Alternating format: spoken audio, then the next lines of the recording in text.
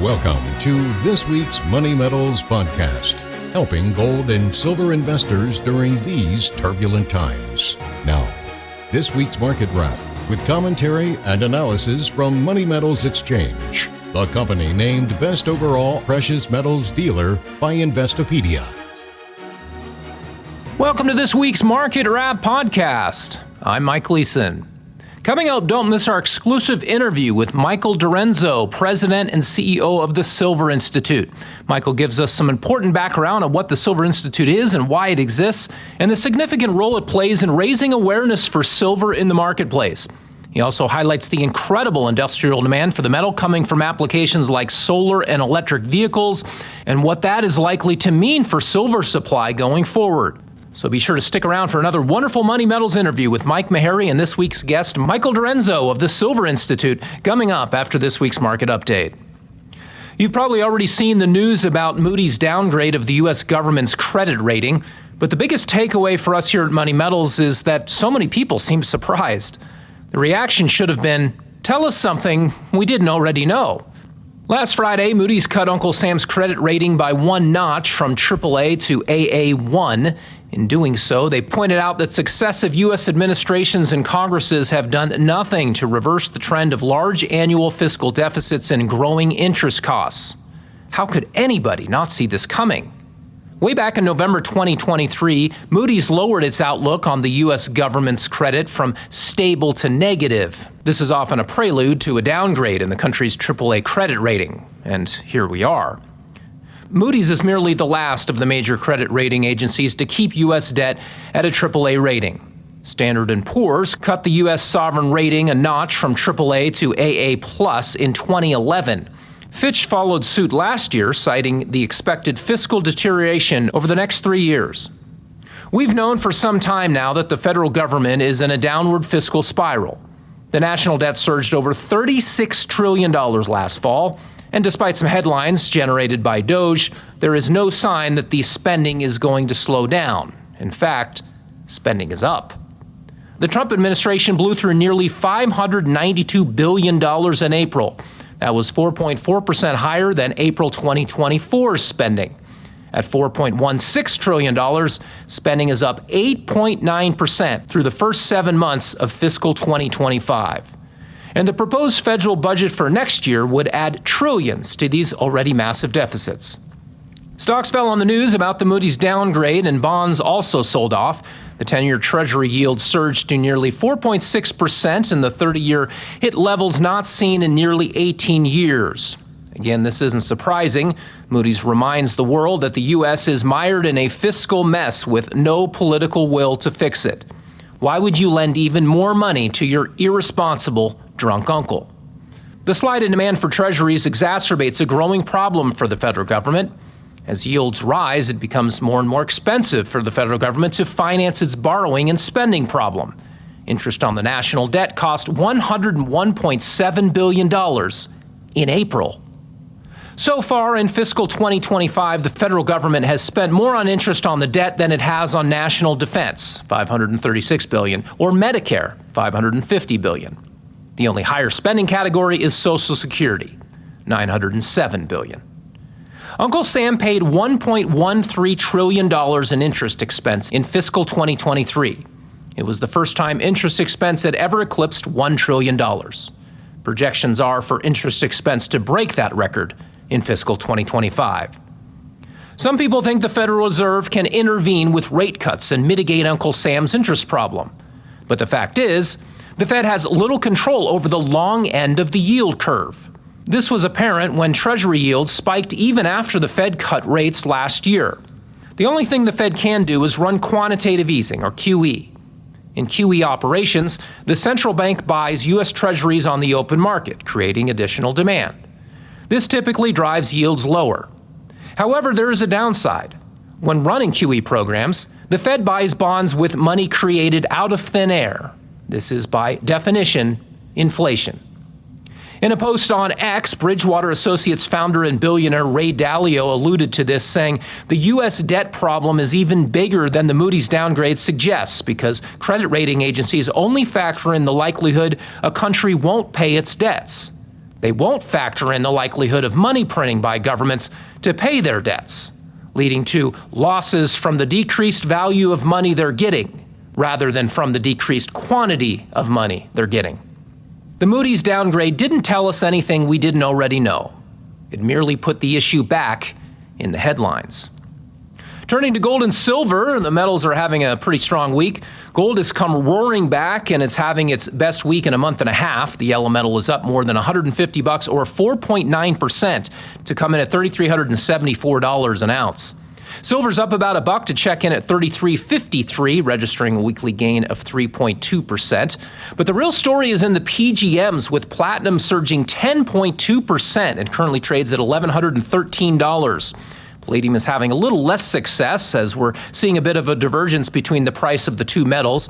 Platinum and palladium had been trading at relative parity with each other over the past 3+ months, but that has changed this week. Palladium is up 3.5% to trade at $1,032, a full $81 less than its sister metal platinum at this point. Well, now, without further delay, let's get right to our exclusive interview with a silver market insider. Greetings, I'm Mike Meharry, a reporter and analyst here at Money Metals, and I'm joined today by Michael Dorenzo. He is the president and CEO of the Silver Institute. How you doing, Michael? I'm doing great, Michael. Thank you so much. Well, I really appreciate you coming on and talking a little bit of silver with me.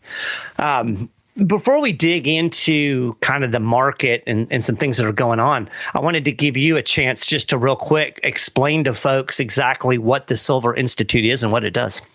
Sure. So it was started in 1971. It's ongoing with no interruption since. It was originally based in New York for a year. Now it's in Washington, D.C.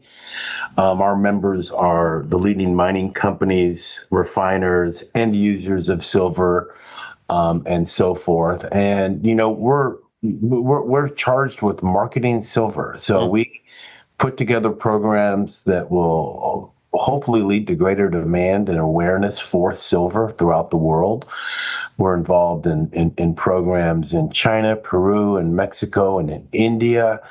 We're small, okay? We're not as big as the World Gold Council, staff-wise or monetarily, but we do a lot with what we have. So, you know, we put out reports like the World Silver Survey. We do reports called market trend reports. We put out one earlier this year on above ground silver stocks. We're putting out two more this year, one on silver's use in batteries and another one on the silver bullion market. So taking a close look at coin and bar demand. We have a bi-monthly silver news. We just put out a press release yesterday on U.S. retail jewelers sales and interest from 2024. We commissioned a study on that. So look, we do a lot with what we have, and we speak at a lot of conferences, Mike. I was in India last month. This month or next month, I'm going to Singapore for the Asia Pacific Precious Metals Conference. We'll be at the LBMA in October. In October, we'll be co-hosting a big conference in China, the China International Silver Conference. So we have a global reach, and we're also very active on social media. Yeah. I use a lot of your data. You guys are invaluable for folks like me who are reporting and keeping watch over the market. So terrific. I really appreciate the work. In fact, you mentioned the jewelry survey for the U.S. Jewelry market, and I actually used that data and put together a little article today that's published over at moneymetals.com/news. So terrific. Really appreciate the work you do. So I wanted to talk a little bit first just about the 2025 World Silver Survey that came out. I guess it's been about a month ago now, but it kind of got some of the final numbers for supply and demand trends last year. And I'll just give people a real quick overview if they're not familiar. They should be. We've been reporting on it. But we had the demand outstripping supply for the fourth consecutive year. So structural market deficit of 148.9 million ounces. We had a record in industrial demand, although overall demand was down slightly, not significantly. Was there anything in the report that really stood out to you or surprised you? Well, this is sort of a, you talked about global overall demand and that number not being as high as it has been in the past. And that's really primarily when you delve into the report. The reason is that on the investment side, okay, on bullion, ETPs actually did pretty well, but retail coin and bar demand, especially in Europe and in the United States, was really down last year, and that's one of the reasons why that number was lower than usual. Industrial demand, you mentioned that. That hit another record. We thought it would be in November. We thought it would be over 750 million ounces, but it didn't quite get there. Mm-hmm. But nonetheless, it was 680.5. And some of the reasons why that number didn't hit 700 was the Chinese. And the Chinese economy, as you know, is not performing as it was in 2011 and 2012. And so that has had some impact. Fortunately, India has picked up a lot of China's normal demand center. So, for example, they're leading the world in jewelry demand, silverware demand. You can't believe what they're doing on the investment side these days. They're launching basically a new exchange traded product every week, if not month. And they really are a major player, just like China, mm-hmm. in the global silver market. Yeah, it's interesting. Do you see kind of a dichotomy? I talk about this a lot in the gold market. There's definitely been a kind of a shift in recent years from mm-hmm. the west to the east, where we're really seeing Asian markets, particularly China, driving the gold demand. It's been a big part of the gold bull run we've seen in recent months. Do you kind of see that same dichotomy in the silver market, particularly maybe on the investment side or maybe on the industrial side as well, where you kind of have this? Yeah, we are seeing that. I mean, you look at the importance of those two countries, and China is the world's third largest producer of silver. Mm-hmm. Yeah, we started a program with them, 20 plus years ago. The moment their government allowed its citizens to hold gold and silver, which opened up those markets, mm-hmm. We were on the ground a couple months later and formed relationships with the key silver players in China. And of course, you're dealing with a lot of government officials, quasi-government organizations, and so forth, and also their exchanges. And, gold and silver are such different metals when it comes to investment, and primarily because gold has a greater monetary value. I mean, mm-hmm. it's held by central banks, whereas silver is not. So the Chinese in the last 20 plus years, just look at the China Gold Exchange, the Shanghai Futures Exchange. There's another exchange that we work with quite often called the Shanghai Hutong, which deals primarily in the white metals, so platinum, palladium, and silver. Mm-hmm. And there's been a significant increase. And as China goes on the gold side, or as China goes with respect to gold, so does the gold market. And you can clearly see when the Chinese are on a national holiday with gold, because the interest in gold demand or as an investment starts to come down a bit. So they're two important centers. We think that the Asia Pacific region is a key market for silver. My speech next month at the Asia Pacific Precious Metals Conference will be further developing that market, and I'll suggest some ideas to the attendees at that conference. So they're very important countries, yes. So we talk about the market deficit, and we talk about demand outstripping supply. Yeah. And I'm not sure people really have a grasp on what exactly that means. I mean, if you listen to it and take it at the extreme, you would think, oh, no, there's not enough silver. And obviously, mm-hmm. people are getting the silver to do the things they need to do. What exactly is a market deficit, and how is that deficit covered? Well, it's quite interesting. We get that question a lot. There are others in the world of silver analysis who do not believe that we are in a deficit market. But it's just simply looking at the supply that comes to the market in a certain year and the demand that comes to the market in a certain year. And quite frankly, over the course of the 3 previous years, prior to 2024, mine supply was pretty even, and it was slipping. And that had a lot to do with some geopolitical issues in certain countries, had a lot to do with strikes and so forth in some of the leading producing countries. But demand continued to grow. So, our struggle on the silver side to outperform reflects basically, you got to go back to the gold side, its monetary attributes, which makes it more attractive for portfolio diversification. And as I mentioned earlier, central bank and institutional investors who hold a long-term view. One of the things that people ask us about is that if there's such a, like you mentioned, a deficit, why then isn't the price higher? Why isn't the price at, even 35, 40, or 45, or even 50?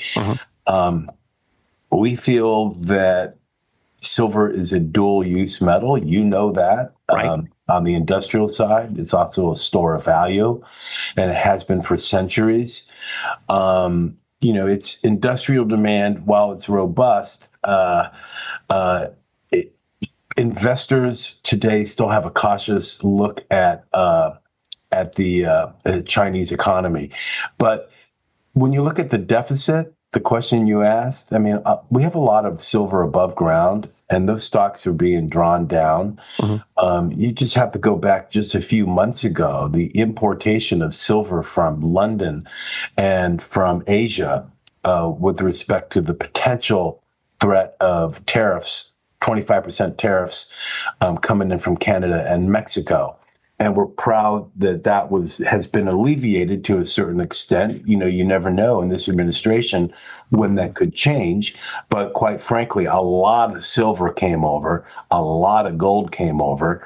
And quite frankly, that was all a result of the various banks and so forth and the end users who rely on a silver supply to have it on the ground in New York, in the vaults before the tariff. So yes, there is a deficit in the market. We're calling for a 5th consecutive year of a silver market structural deficit.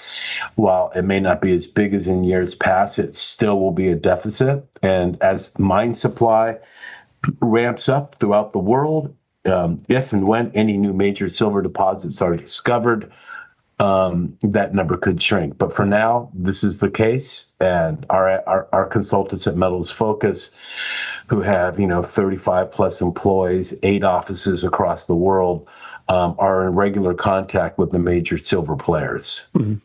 So if I'm somebody that's trying to source silver, and just to make sure I'm kind of understanding this correctly, it's not that I can't get it, but when you have a deficit like this, you're having to maybe pull silver from, an investment area over into an industrial situation. Is that kind of right? That's correct. So it's the movement of metal that's already above ground that's really being impacted at this point. Exactly. Yeah, I really encourage your readers to look at the report we put out in February on above ground stocks, because the complexity involved with above ground stocks is quite striking. You've got, like you mentioned, you've got silver that's going into industry, you've got silver that's going into investment, you got silver that's going to for the production of whether it be Canadian maple leafs or the American eagle coin, using those two as an example. There's a steady demand for silver. And we haven't really seen a squeeze in the market yet with respect to those entities able to obtain silver. Right. You mentioned the tariff situation, and as you alluded to, at this point, it seems that precious metals have been, by and large, exempted. But we did see that big movement of metal, particularly as people were worried about it. They're like, what's going to happen? And people were very proactive in both silver and gold. Do you feel like that the situation has kind of been alleviated? And what are your takeaways from the whole tariff incident? Well, on a personal side, I don't necessarily believe in tariffs. I believe in fair trade. And, the president made the argument that we were being treated improperly by many countries. You remember when he was elected in 2016 and 2017, he had real targeted, narrow in scope tariffs. So, for example, Chinese washing machines, right. Chinese manufactured solar panels and so forth. And his intent, obviously, was to build up a domestic base here in the United States on the manufacturing side and to get fair trade. Mm-hmm. We were very happy to see, as I mentioned earlier, that the bullion was carved out. I believe it was line item 6 in his trade note on April 2nd. But nonetheless, it could change. It could change in a minute. And what was happening, Mike, especially on the gold side and also on silver, you had these huge premiums. You had the exchange for physical EFPs that potentially could have squeezed the market even more than it already was. There was, I don't want to say or use the word panic, but after the election in November, you started to see these banks and other end users of silver really taking a different viewpoint and trying to get as much of it to the United States as possible before then. We are also concerned, Mike, with doré being shipped from Canada and Mexico to the United States for refining and whether or not they would be subject to a tariff. But they were always included in the U.S.-Mexico-Canadian trade agreement. So that is pretty much is ongoing as of now. So we have a wait and see attitude, but I think what we've proved, just like what the world proved during COVID, that you could work from home, you could work in office and so forth. And we think we've proven that in the event something like of this nature arises again, we can get the shipments of silver into the United States for industrial or investment usage. Yeah, I was just thinking that very same thing. It did kind of show the robustness of the market in able, I guess, its ability to adjust to that situation. And I thought that was pretty interesting. I also think it's interesting just from kind of a broader economic standpoint. It goes to show that incentives matter, right? When you have even the threat of taxation or fees or all of these type of things that governments can impose for various reasons, they do matter and they do have significant impacts on the way the market actually operates. And I think people forget that sometimes. It's a great point, and they do. And sometimes you're not prepared. We work with the World Gold Council and the International Precious Metals Institute on perhaps writing a letter to the incoming trade ambassador, to the president-elect himself. We chose not to. We didn't want to really raise a red flag about gold and silver. Sometimes if you're waving too much in the back of the classroom, the teacher's going to call you out. So we took it as a wait-and-see approach. But the industry itself, like you mentioned, really was adroit in coming up with a game plan. Yeah. That was my strategy in high school, sit in the back and keep my head down. Don't raise my hand. There you go. So, kind of looking at the pricing of silver, the number one question I'm getting, I'm sure that you get this all the time too. We've had this huge rally in gold. We've seen gold hit multiple record highs, and we're still well off of silver's all-time high of around $50 an ounce. And, people are, when's it going to catch up? What's going on? Kind of what is your overall impression of where the price of silver is right now? We're at 100 to 1, roughly, gold to silver ratio, which is very wide. How are you kind of seeing the pricing situation right now? Do you feel like silver is priced where it should be in terms of the market, or are we going to see some adjustment? What are you? And obviously, I'm not asking you to have a crystal ball. None of us knows for sure what's going to happen. Yeah, exactly. And while we don't give out price projections, we do have thoughts on that issue. we've had some deficits since 2021, and we're also challenged with an ample supply of above ground stocks. So that takes some of the incentive for an investor to get into the silver side. Gold's run was in tandem with constant and significant purchasing by central banks of gold. Okay, that's true. Yeah. And on the other hand, too, gold is also fortunate to experience a lot of institutional investment demand, whereas on the silver side, it's not as robust as it is for gold. So, there are some VAT taxes in Europe on silver coins and so forth. There are some challenges facing the market.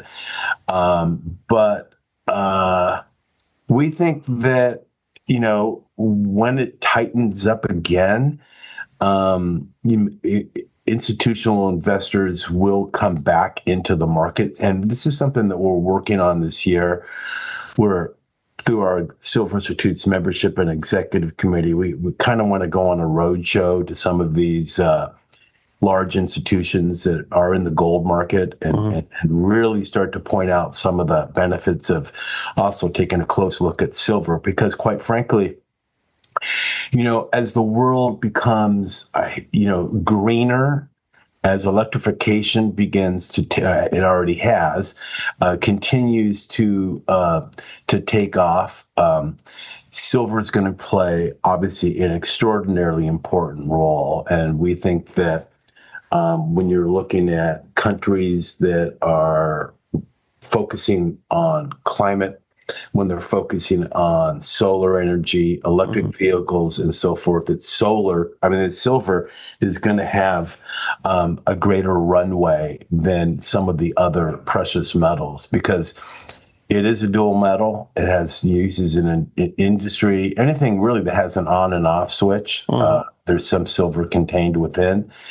And, going back, I believe it was 2011, when the silver price and the gold price were doing really, really well. And silver again got to like 49 and change at the close on a Friday.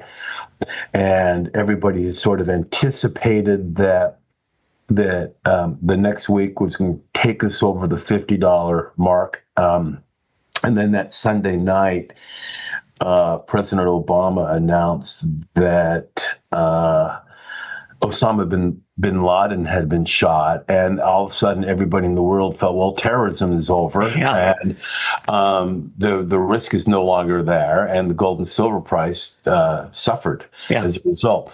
So the case for silver is strong. It's been that way for centuries, even more so today with some of the before-mentioned uses of silver in the green energy platform. And I think Americans need to realize that we're not the only country in the world. Just because our Congress and Senate are looking at ways to reduce incentives for green energy projects, solar panels on, in homes and so forth, other countries are ramping up those incentives. So I think that from the silver point, we think that the silver price has a lot more room to run.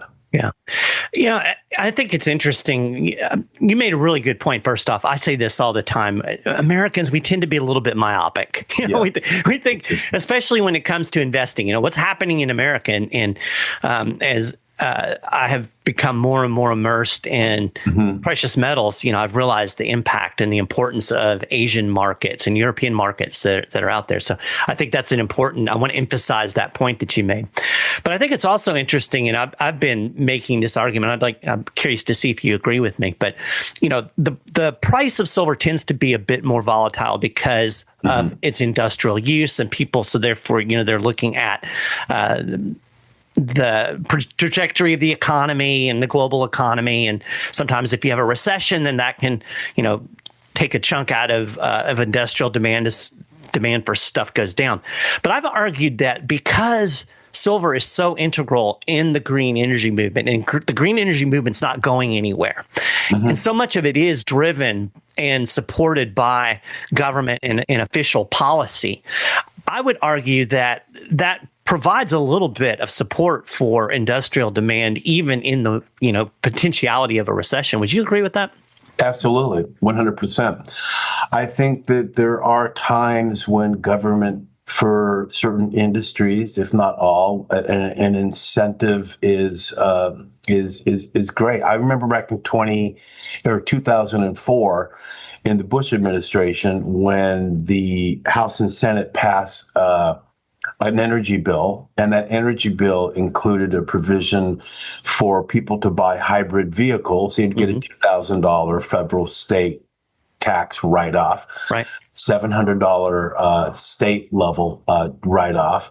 And I went out and bought a Toyota Prius. I was in the market for a new car. I mean, I had it for 4 years or whatever, but I got those incentives for 2 years. And more importantly, Mike, I was able to drive on the HOV lanes as a single passenger. Yes. Clean fuel vehicle plate.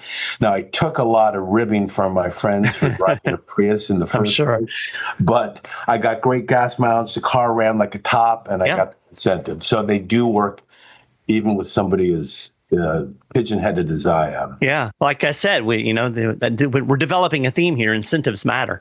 Exactly. We've got solar panels on our house. Of course. Oh, that's terrific. We're in Florida, so it's an ideal place for solar power. Honestly, the house came with the solar panels, but I'm really glad. And the guy that put them on, the previous owner of the home, the incentives were a big part of that. He got a number of tax write-offs and incentives for installing solar. So. Absolutely.